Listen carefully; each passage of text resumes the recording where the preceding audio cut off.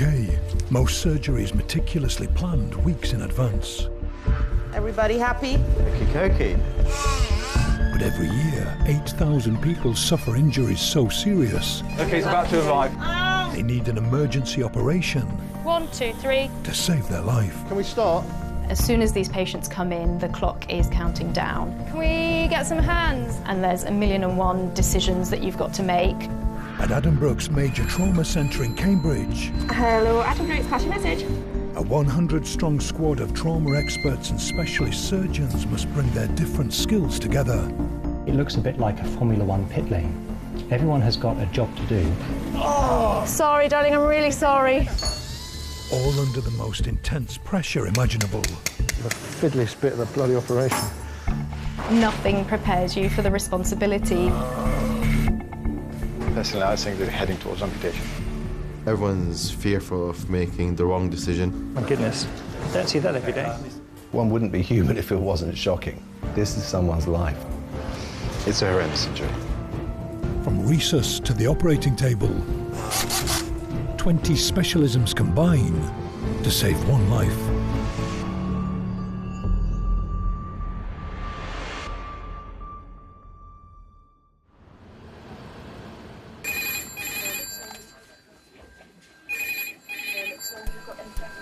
Hello, Addenbrookes Victor, Finances. We've got a trauma patient, 51-year-old motorcyclist, male versus the barrier for a partial amputation of the radial ulna. A motorcyclist on his way home from work has collided with a crash barrier at 70 miles an hour. He has multiple injuries so severe, he's being brought to Addenbrookes Major Trauma Centre. Can we get some hands? Partial amputation of radial ulna, an impaled wire to his abdomen. 51-year-old Adrian's life is now in the experts' hands. All right, sir, you're in the right place, taking care of you, okay? Adrian's condition is serious. He is very unstable. He's at a real risk of dying. So, we need some blood. We could lose him in the emergency department. Have we got a porter grabbing the first pack one? They're gone. Fabulous. The 12-strong trauma team must work together fast. They take up position around Adrian. An anaesthetist at his head to check his breathing. An emergency doctor to identify injuries that most threaten Adrian's life. 2 general and 2 orthopedic surgeons to assess if he needs urgent surgery. A physician assistant to insert intravenous lines.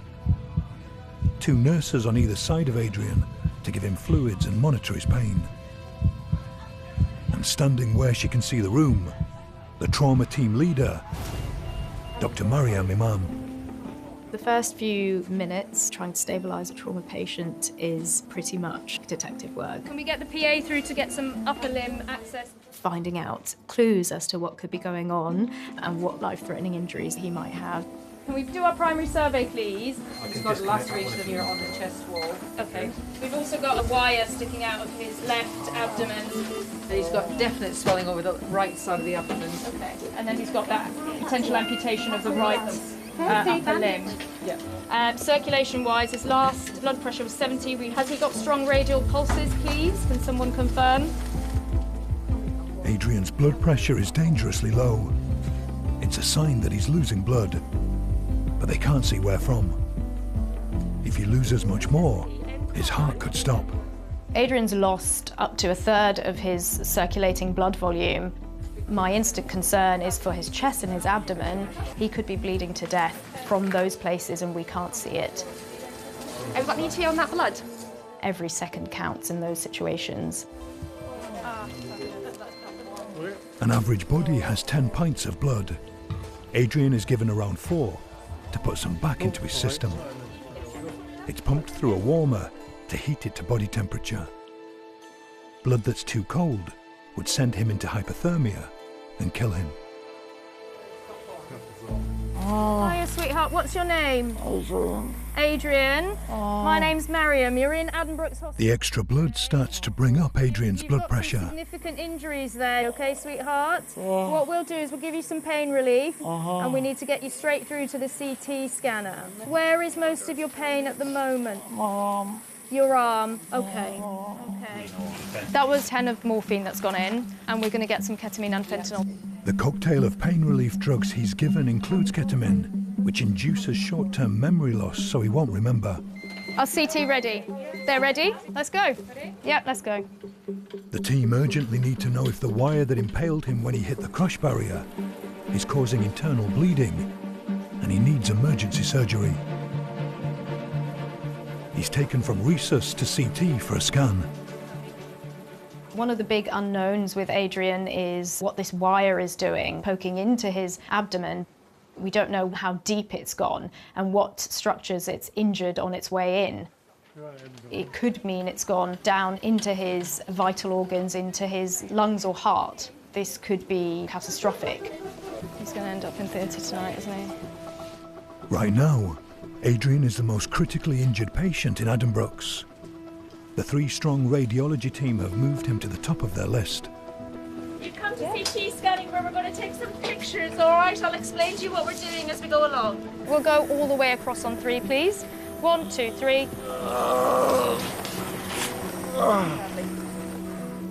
Adrian's arm was boxed by the ambulance crew to keep it stable to stop further damage. It's going to really get caught in the scanner. A bit worried about how it's going to fit. Oh, sorry, darling, I'm really sorry. We're going to pull it a little bit tighter. He's not going to like it. You're doing really, really, really well. You're doing really well. I know I've been very cruel already, but do you think there's any chance this arm would go over your head? If you have any problems, just shout at us, okay? Okay, he's doing really well. The CT, or computed tomography, taken by the radiographer, is a series of X-rays from different angles that create a detailed cross-section of Adrian's body. It's radiologist Rob Bakewell's job to interpret the images and provide an immediate assessment. Okay, so ready for the hot report? A hot report is the initial radiological survey while the patient is still on the table, and it's vital. If you scan a patient and wait an hour for the report to come out, you could have missed a major injury. The patient could be bleeding to death and you didn't realise. So what did we get? There's no thoracic aortic injury, so it doesn't look to be any intra-abdominal bleeding. So the wire's just in the subcutaneous fat, it doesn't leak into the peritoneal cavity. The scan shows the wire in Adrian's left side hasn't punctured his peritoneum, the membrane surrounding the vital organs in his abdomen. So, do we need to image the arm now? Yes, please. With internal bleeding ruled out, the priority immediately switches to Adrian's badly injured arm, now the most likely source of his heavy blood loss. It's stopped bleeding, but they need to do an angiogram, a type of X-ray, which will show if his blood vessels are intact. So this is where there's broken bone and there's air in the soft tissue. Yeah, so this is where it unfortunately doesn't bode well for the patient. I can see that there's a significant injury. I haven't seen many patients with similar injuries that have gone on to keep their arm. This poor man. We now have to focus all our efforts on trying to save that right arm. Well done. He needs specialist input and he needs it now.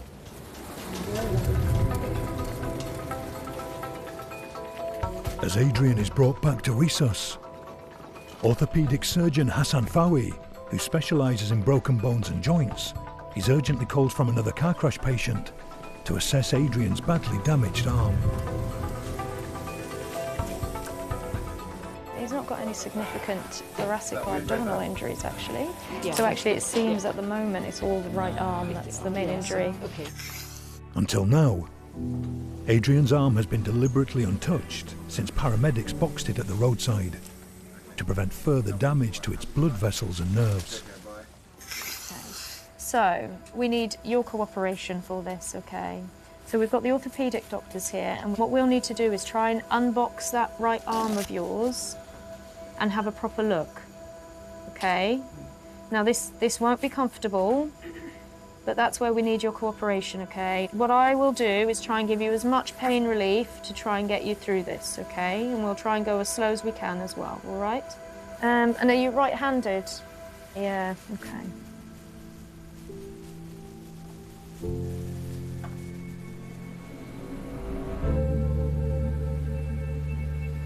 Quite a significant injury. It's forearm open, the bones sticking out. Deep laceration to the arm. Along with multiple fractures in his hand, Adrian has an extensive open fracture in his forearm, breaking both his radius and ulnar bones. The question is it extremely mangled to the extent that he would... Is it salvageable? Hassan must decide if Adrian's arm can be saved in theatre, or if the injury is too great. It's quite an interesting CT report, isn't it? It is indeed, yeah. Personally, I think this might be heading towards amputation. Amputation is always the last resort. Hassan must consult the on-call plastic surgery team to see if their skills in repairing nerves and blood vessels could help him to reconstruct Adrian's arm. Ali, hi, it's Hassan. This is a significant injury here, so the question is whether it's salvageable or not. I think we need some shared decision here, whether he's going to have a functional limb after this, whether we go for an amputation or not. Adrian, Sharon is on the phone. Are you happy for me to speak to Sharon and let her know how you are? Okay, all right, thank you. He's come off his motorbike. He's here with us, still in the emergency department, okay? The most kind of serious injury is the one of his right arm. So it's really seriously injured. It's in a real bad way. Oh, it's okay. There is a chance he could lose it, yeah. I'm afraid so. If you dwell on the pain and suffering people are having, you might not be able to continue with your job. So I think you definitely have to compartmentalise it so that you can carry on with your job. Yeah, there have been times where I've kind of cried after work, but never during. Yeah.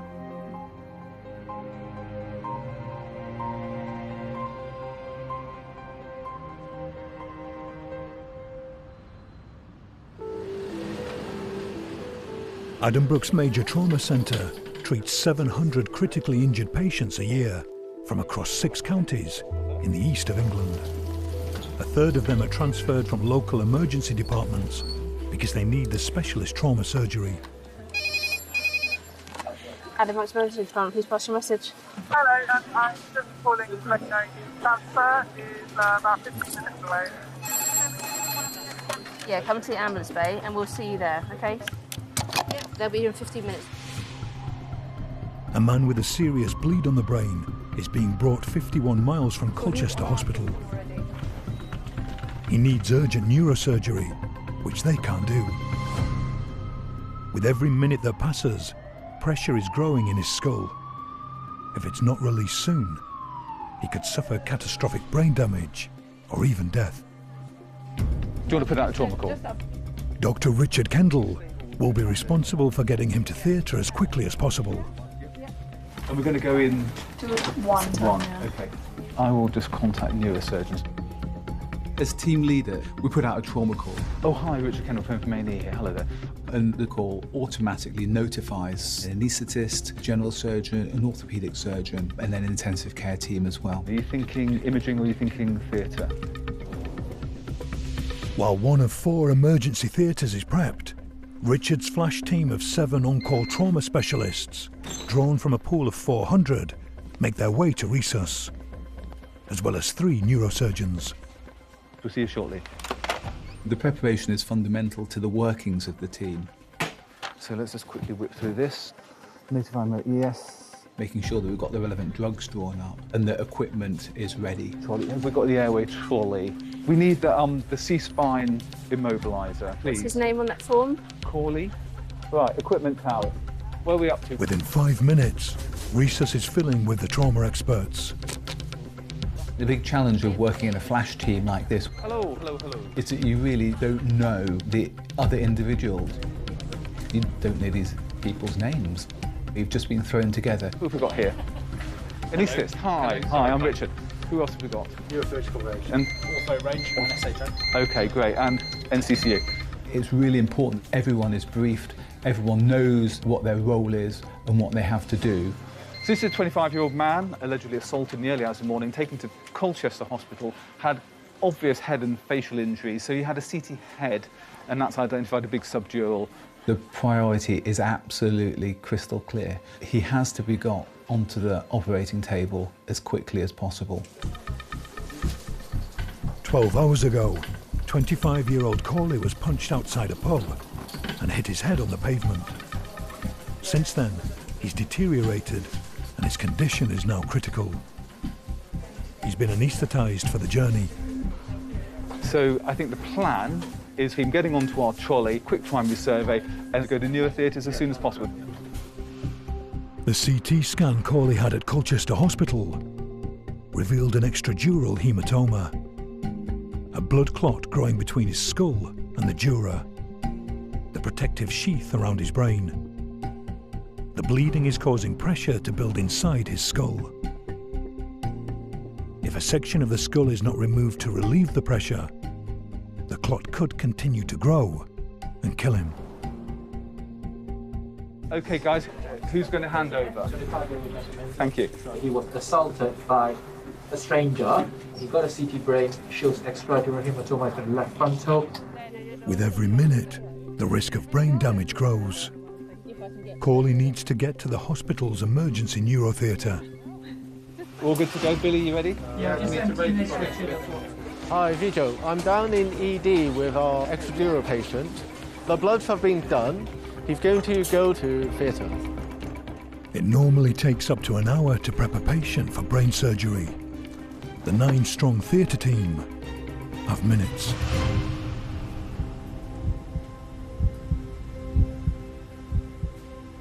The anaesthetic team prepares Corley's airway. Scrub nurses position his body and set out the equipment. And 2 neurosurgeons, consultant Angelos Kolias and senior registrar Harry Bulstrode, ready themselves to perform a craniotomy, removing a part of Corley's skull to relieve the pressure on his brain. The clock is ticking. We say again that time is brain. We just really want to crack on, relieve that pressure ASAP. No faffing about. Do we have the hair clipper? Okay, good. This is really to save his life. Because of the nature of these blood clots, they can expand rapidly and they can then compress the brainstem, the rest of the brain, and the patients can die. Angelos and Harry are working twice as fast as they would in a planned operation. Okay, starting. It's certainly a brutal thing to do, but you're doing a brutal thing in a very carefully planned way. To access the clot, they must cut through the 7mm thick skull. What do you think, Harry? You happy? Yeah, good. First, they drill a burr hole to create the access they need for the craniotomy. So we just need to raise the bone flap. So we just want to go quite frontal, don't we? The team use a high-speed cutter to remove a flap of bone.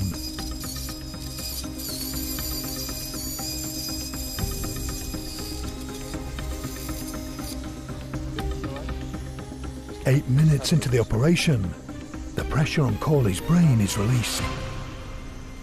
Just be careful so that it doesn't... And the clot is exposed.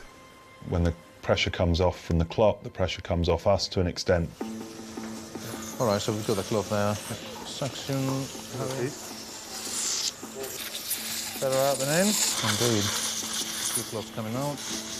Moving the clot is a bit like cleaning up mess with a hoover, you know, when it really needs doing. Quite a satisfying process.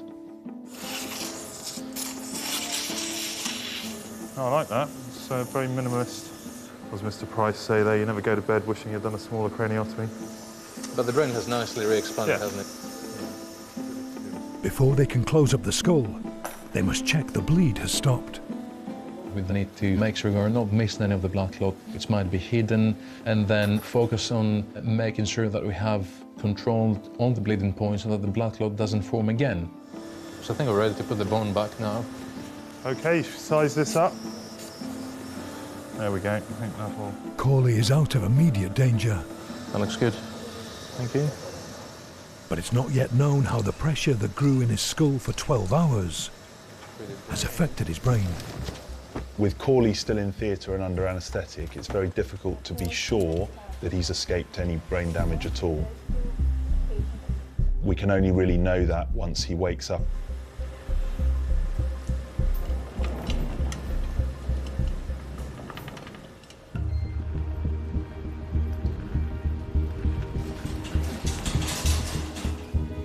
How are you doing there? Not too bad. Have had better days, I realise. Okay.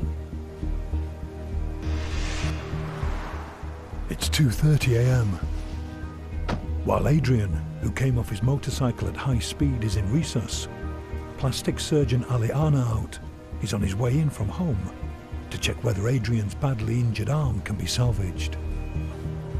When the phone goes off in the middle of the night, or the adrenaline kicks in, and you have to translate yourself from being completely asleep to being completely alert and awake and being able to make a decision then and there.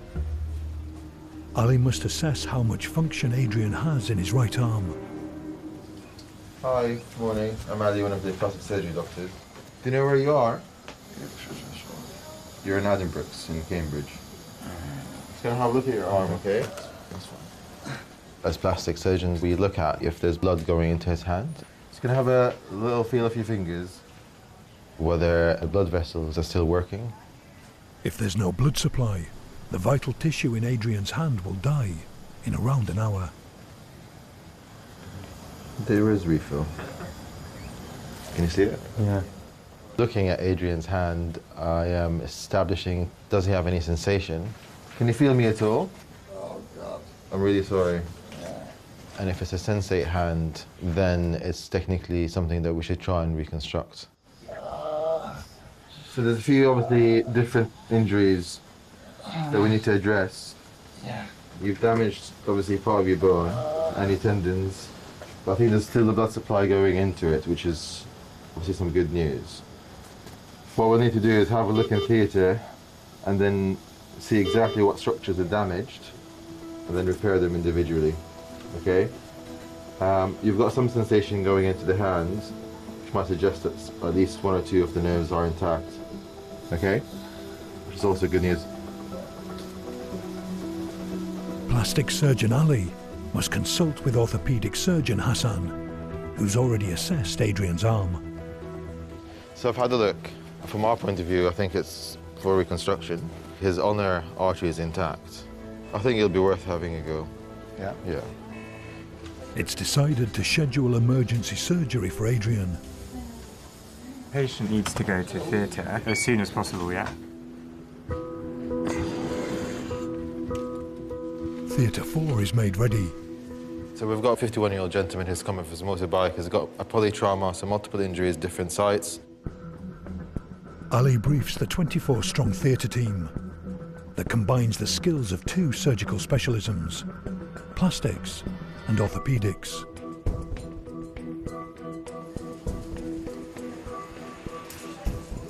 Together, they must try to improve the blood supply to the hand before the tissue dies and Adrian faces amputation. Ready, steady, slide, stop. He's not far away from being asleep. Ali's senior colleague, consultant plastic and hand surgeon Alex Reed, will take the lead. Oh my goodness. Crumbs. Don't see that every day. Hands are absolutely fundamental to the way in which we interact with our surroundings. Our hands literally allow us to mold the world that we live in. Because the upper limb is so profoundly important, We always make every effort to save it. Alex must establish how well Adrian's hand is being supplied with blood by the forearm's two main arteries, the ulnar and the radial. I'm going to turn the hand over just to see. And you could feel the pulse, really. Yeah.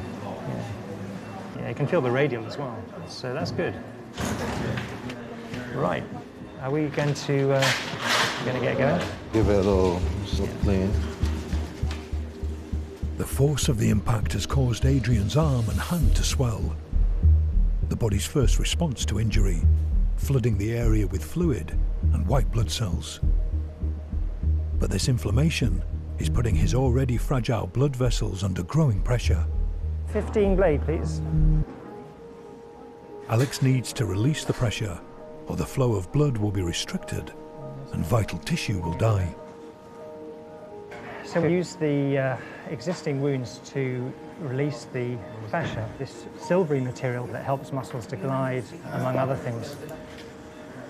And this is so that the contents have room to expand. Alex makes cuts to the fascia in Adrian's hand, a membrane surrounding 20 muscles responsible for fine movements. How do you describe that? Just relax a little bit. The hands are a bit like a Swiss watch inside. There are many, many moving parts. With these kinds of cases, one tries to make order out of disorder with the options that are available at the time. These aren't swollen at the moment, but we're doing them in case they do swell. That's it. Releasing the fascia in the hand and forearm with these cuts gives the tissue the best chance to survive. That feels a little bit tight down there. I would feel happier if we release that. We've just got to be careful of all these nerves that are coming out. So we can get to it via here, can't we? Look. It's a painstaking process that takes over an hour. We're happy with that. The pressure's off now because the tight band's actually on the surface. Yeah, okay. Hassan, can I allow you to come in here? Would that be okay? All over to you. Thank you. Hassan and a senior colleague take over to stabilise Adrian's fractured radius and ulnar bones. Artery clip, please. 4 titanium pins are screwed into bone in Adrian's hand and arm, and 2 carbon fibre rods are added to temporarily hold the whole arm together. Because of the severity of the injury, we need to see what is going to live and what isn't. It'll be 48 hours before they know how the whole network of blood vessels has responded to the force of the crash. Only then will it be clear if it'll be possible to reconstruct Adrian's hand. We've done the best we can. Now we just have to wait.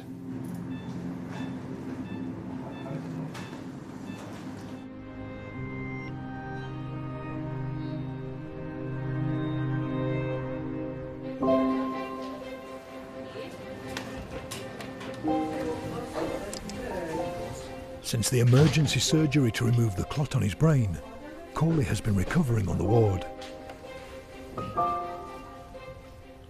This is quite funny, actually. This is why I don't like looking in a mirror. I've always had like a really slender face, and they look at me now and I've got a massive like watermelon head. The incident itself, I don't remember. Completely blank for me, but I spoke to detectives. They saw CCTV of one kid having a bit of a row with another kid, and I was caught amongst it. And I've been hit a few times, and then I've gone to the floor, and all this is the initial impact of me face planting the concrete, basically. And I was just getting so many notifications on my phone. People messaging me from my hometown saying that they heard that I died. And yeah, there was a possibility I could have died. So I'm just thankful I've got people around me that basically saved my life. So it was nice.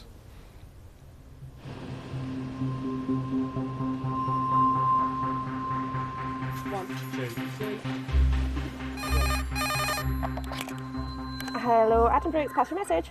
Head RTC. Cease brain concerns. She is currently boarded with a caller. Okay, and what's your ETA? 10 minutes. Okay, so if you head to the ambulance bay and we'll make a space for you in green resource.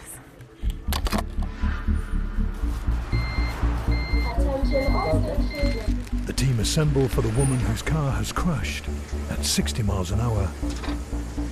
Right, are we happy we've got everything set up? We've got 2 nurses, so we can get that if we need. Dr. Sarah Hazelman will take the lead. This is Sarah. She is a 39-year-old female, did it in a road traffic accident. Her seat jolted forward, trapping her right ankle. So she was there for about over an hour for them to take the roof off. Okay. Also got pain on her back, so she's been boarded. All right, so if we can get across, please, if that's okay. Oh! That's okay. So my main concern is actually there's quite significant injuries. She's been outside, she's been in an accident. She's just come into a room full of strangers. Ready, steady, lift. Oh! Sorry, Sarah. She just must be very scared. We're happy to start primary survey. Trapped in the wreckage for nearly 2 hours while the fire brigade cut her out, Sarah has multiple injuries and needs the expertise of several specialties. 2 orthopedic surgeons to assess bone damage, a general surgeon for injuries to her chest and abdomen, an emergency doctor to check her vital signs, and 2 nurses to administer pain relief and fluids. They must work together quickly to find clues of what the high impact has done to her body. There seems to be some abrasion on the center of the neck. Okay, I'm not pain anywhere. I'm not back. It's still a bit tachycardic. Tachycardic, yeah. They find abrasions to the neck and back pain that suggest spinal injuries, raised heart rate, which could be due to internal injuries, and a severely crushed right leg. She needs an urgent CT scan to provide answers. But first, Surgeon Hassan wants to assess Sarah's right leg. Ow. Sorry, it's a tibia fracture. Fine. Have you got any pulse at all? He's concerned her leg's blood vessels were damaged when her car seat jolted forward, trapping her for 2 hours. If oxygenated blood isn't reaching her foot, it could die. Doctor, please. The Doppler ultrasound device bounces sound waves off blood vessels in Sarah's leg, which change in pitch, depending on how the blood is flowing. Have you got any pulse at all? I can feel something faint, but I cannot hear it. So her right leg is warmer than her left leg. It's going to need scan. Let's go around for CT unless there's anything else anyone wants to do prior to scan. Sarah is taken for a full body CT scan to establish how serious her injuries are. Hi Sarah, it's Lauren. I'm going to be doing your scan. If you feel sick at all, just speak to us, okay? Immediately, radiologist Rob finds a worrying cause of Sarah's back pain. Yeah, she has broken it. So she does have some cervical spine fractures. There are definitely some fractures there. She's damaged the disc at the top of her spine in her neck that should hold together 2 vertebrae, and the joint between these 2 bones is fractured. The worst case scenario could be, is there risk of damage to the spinal cord, which can have life-threatening consequences. Sarah's leg is also cause for concern. So there is some vascular injury associated with this tibial fracture. So there's this segment here where there's a fracture where you don't see the artery.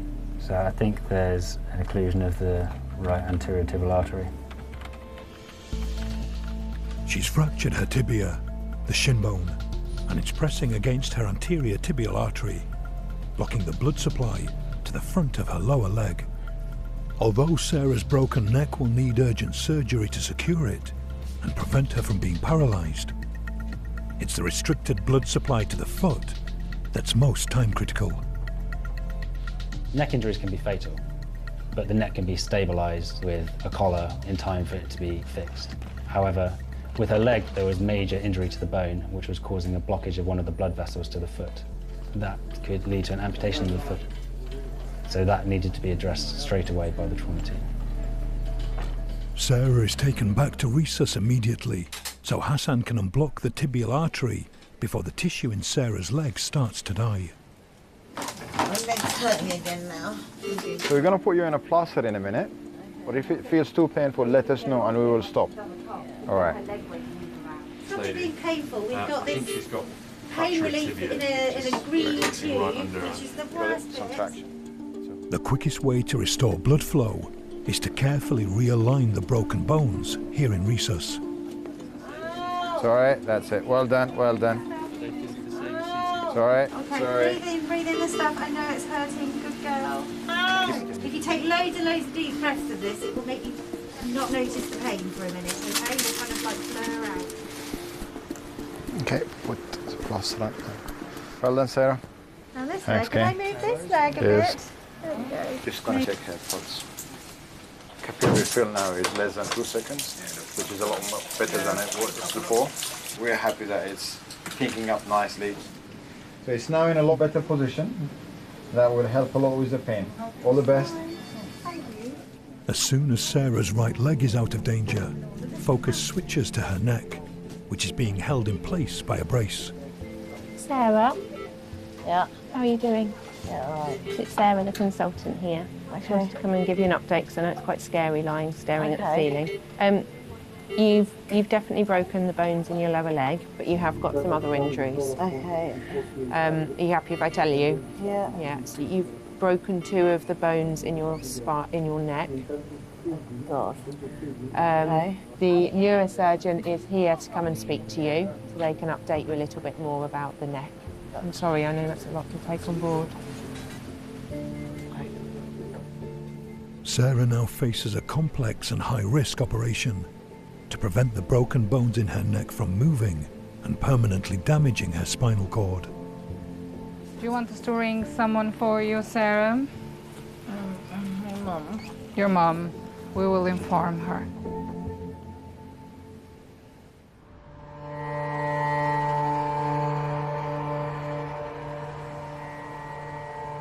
Adrian, who came off his motorbike at 70 miles per hour, has been in Addenbrook's critical care unit since the operation to improve the blood flow to his badly damaged hand. I've been at work for,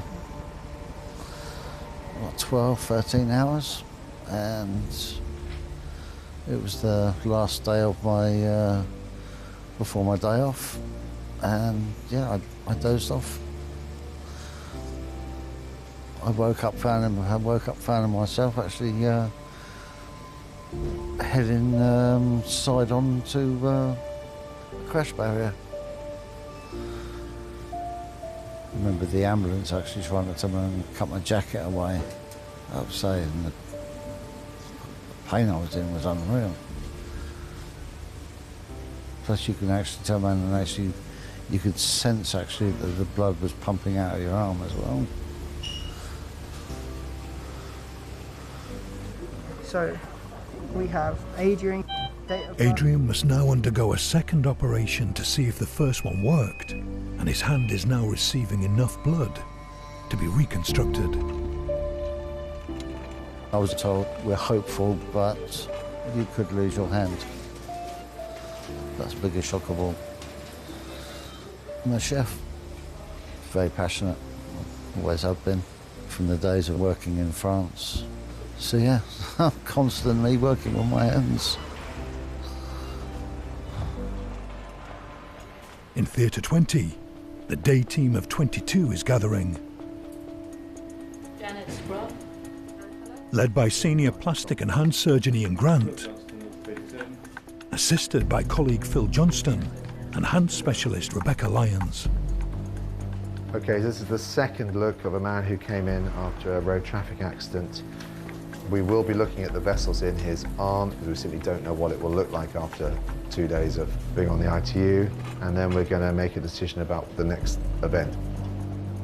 The surgery will reveal whether there's enough functioning tissue, nerves and blood vessels in Adrian's hand and forearm to allow it to be reconstructed. The energy's gone straight through the middle of his hand, so anything in that part could have been damaged here. To establish if Adrian's hand can be saved, Ian must first determine if the median nerve, which controls thumb movement and gives sensation to the index and middle finger, is intact. He must also examine the ulnar nerve, which gives sensation to the ring and little finger. Then he needs to check the viability of the radial and ulnar arteries the main vessels that supply the hand with blood. Finally, Ian will inspect the muscle in the hand itself to see if enough of it is alive to make a reconstruction viable. All these must be in working order for Adrian to keep his hand. These things will add up and tell me whether we can salvage the limb, how we might be able to reconstruct the soft tissue, and what the outcome will be. The decision won't be made by me in isolation, but we should have a decision by the end of the day. I think we are good to go. We are good. Okay, 1, 2, 3. But this one looks white, frankly white. This one looks kind of a bit dusty. And it feels cold. Yeah. That feels cold. That's a bit better. I'm not sure. Yeah. Looking at Adrian's hand, some of his fingers are pale, but you can't read too much into it because the hand has been wrapped up in dressings. You know, that tends to make the skin very sort of white, and I'll understand it better when we start dissecting his hand. Do you mind if I have a stool? Ian starts by opening up a narrow tunnel in Adrian's wrist, through which tendons and nerves run into his hand.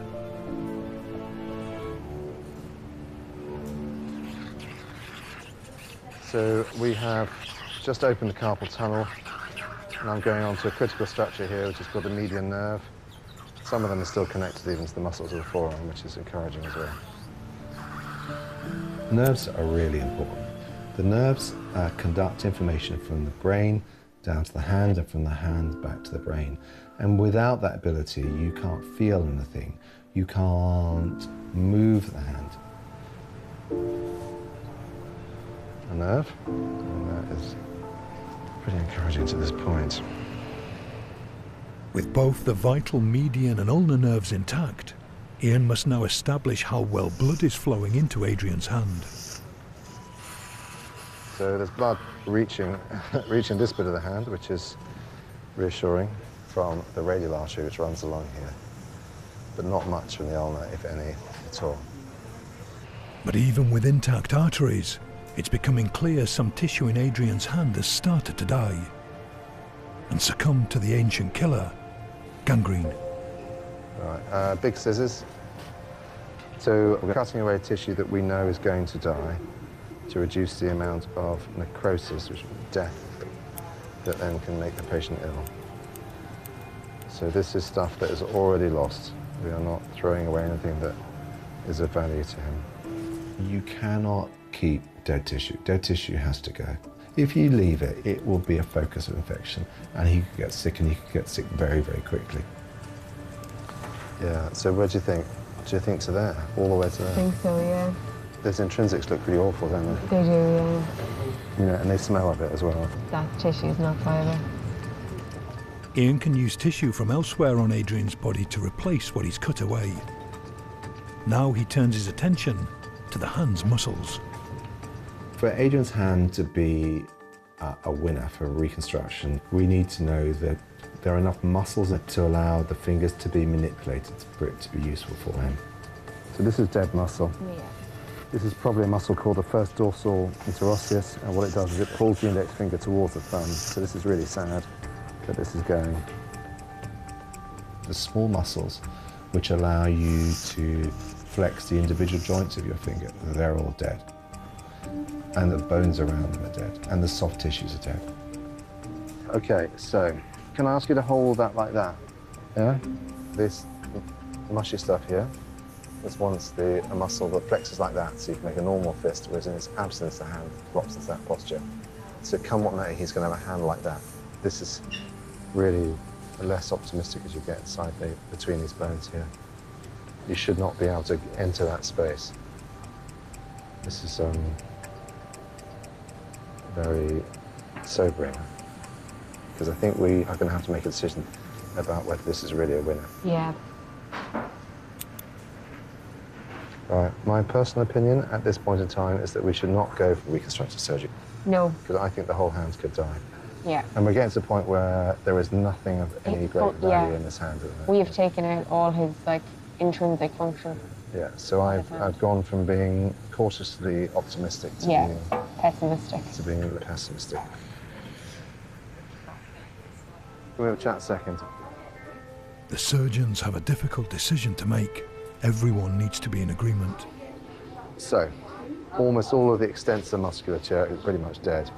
When you get in the hand, almost all the interossei are dead. So I think we could end up with an amputation. Yeah. Yeah. It's a horrendous injury. Yeah. A situation where you can't salvage a limb is pretty devastating. And you do have to have a period where you are either on your own or in a different place. But it's not you, it's them and it's their family and their life experience. Everything he does is going to be put into the context of this moment. The amputation will happen in a week, once the team have been able to speak with Adrian and prepare him.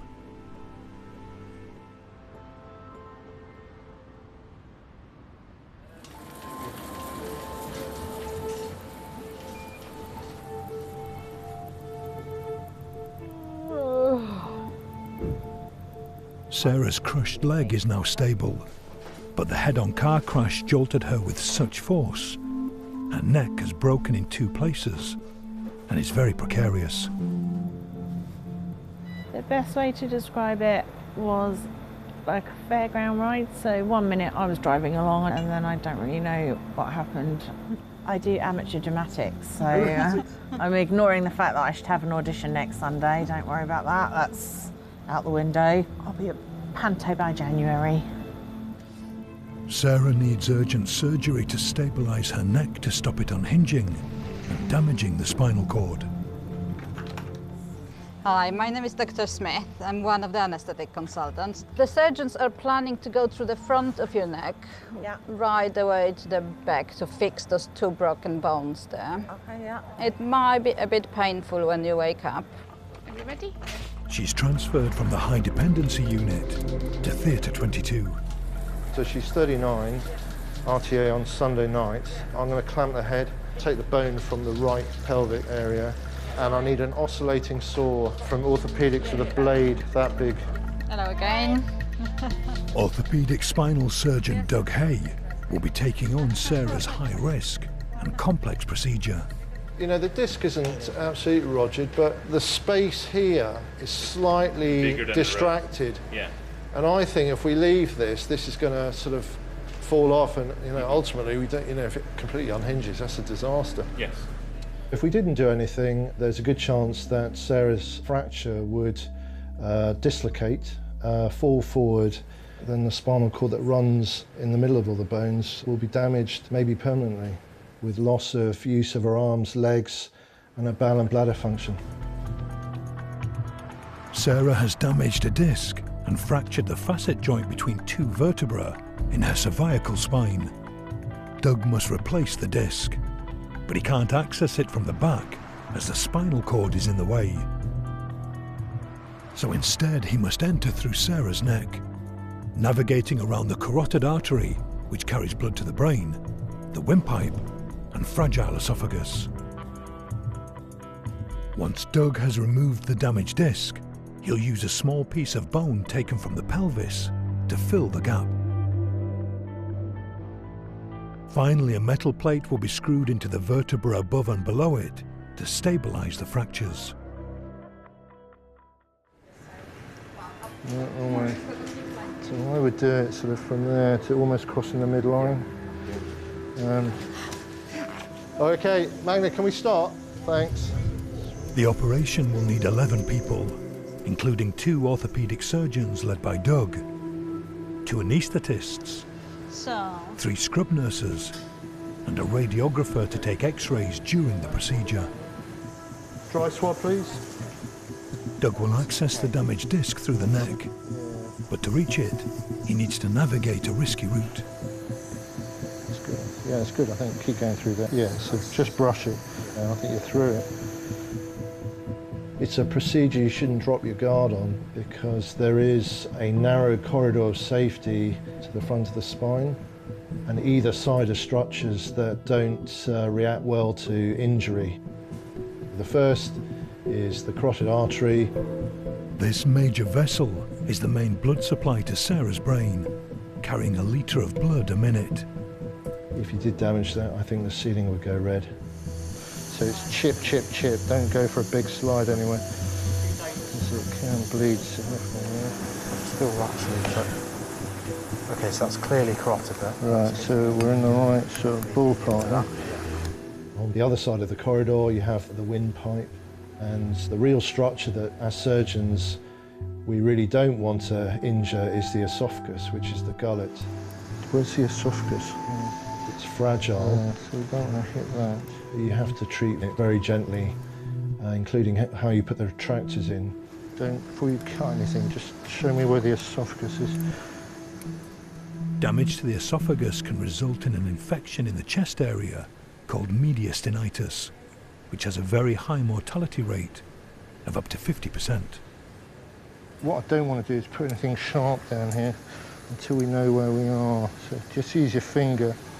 To the layperson, it might look rather crude, but actually using your index finger is probably the safest tool that you've got. Can you feel the spine? Okay, let's just... Okay, so we know where we are now. I'm not sure we need to go too much further down it. When we've negotiated through the safe corridor when we arrive where we want to be, which is at the front of the spine, yeah, it is a relief. Okay, can you call X-ray, please? To ensure they remove the correct disc, they insert a marker and take an X-ray. 1, 2, 3, 4, 5, 6. Yeah, that is the one. Great. We're making good progress. Doug is now ready to remove the 1 centimetre wide damaged disc that sits next to the spinal cord. Yeah, that disc is definitely disrupted. Right, let's get the scope in. Spinal surgery can be very microscopic. You're talking about fractions of a millimetre. Could I have a 3mm Carrison, please? We commonly use a high-speed burr, which may sound very unsafe, but it's a very precise instrument. But you need to be mindful that 1 to 2 millimetres beyond that is the spinal cord. Damage this high up on the spinal cord would be so catastrophic, Sarah would lose all movement in her arms and legs. Go a little bit further here.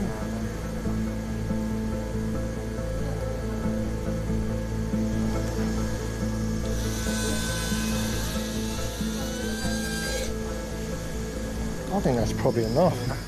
Yeah. You know, so this is the back of the disc. Okay. We're going to keep that because it will stop the graft migrating. Yes, definitely. Once you've got the disc out, it's like climbing a mountain. You've got to the summit, but actually more people die on the way down. It's not a place to drop your guard. Just trying to get an idea of the size of graft. I was thinking, yes, 5 to 6 millimetre. Okay, that's the one, 5 millimetres, right. Okay, I need a stool now. To secure Sarah's spine, Doug must replace the missing disc with a section of pelvic bone. Removing it won't affect her. So, knife, please. To access it, he makes a 5 centimetre incision. Okay. So if you put your finger in there, you can sort of feel the... right, saw, please. Oh, yeah. Nice.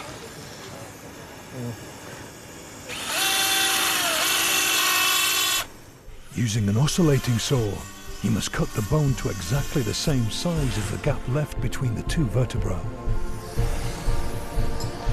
Just bring that like that, so that's better. Okay, I need the smallest ossitone, please, and a hammer. Right. Usually it's sort of, there you go. Right, this is like a bar of soap now. Just got to be a bit careful, otherwise it's ending up on the floor. Just need to take that off. That's pretty good, actually. Yeah. I reckon that'll do us. Yes. Right, so we're now going to stick that in the disc that we've just removed, and then we're going to put a plate on. We reckon that way. Like that. Reckon that way? I reckon that way. Oh, well, we look like a straight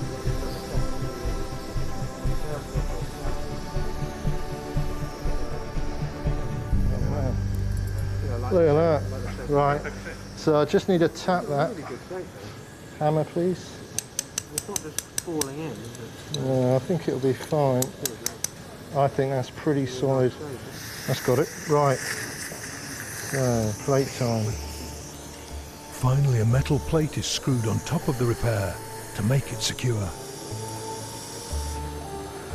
Yeah, that's definitely going in. Let's keep going.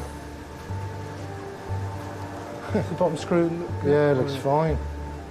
It's very satisfying to know that with our interventions we've avoided a catastrophe. But the real measure of success is when Sarah wakes up and she can move everything and she goes back to normal life. Right, excellent. We're out of here. Okay, thank you very much. Sarah will need at least 2 more weeks in hospital. But after rehab, she's expected to make a good recovery.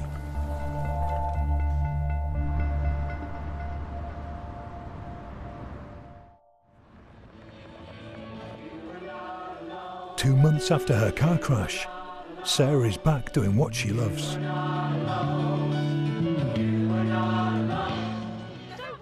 When they said my neck was broken, it's quite a frightening thing.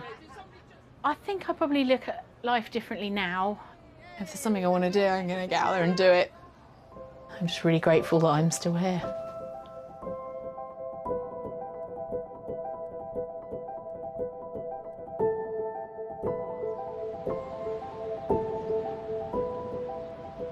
Can you do the one-handed egg cracking technique?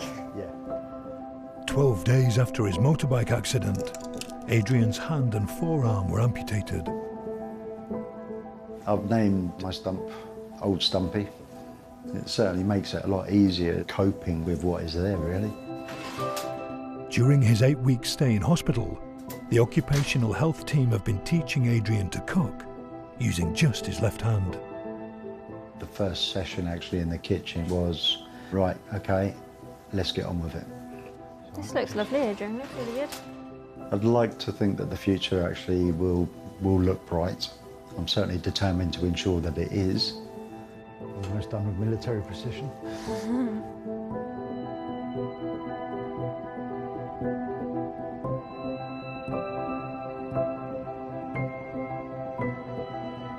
I like being part of the journey that patients take from the moment their life changes pretty dramatically and pretty abruptly, then being somebody who can help them. Steve. And I see their struggle and their heroism, and that's a privilege. It's a good thing to do. If you are sick, if you are injured, we will take care of you.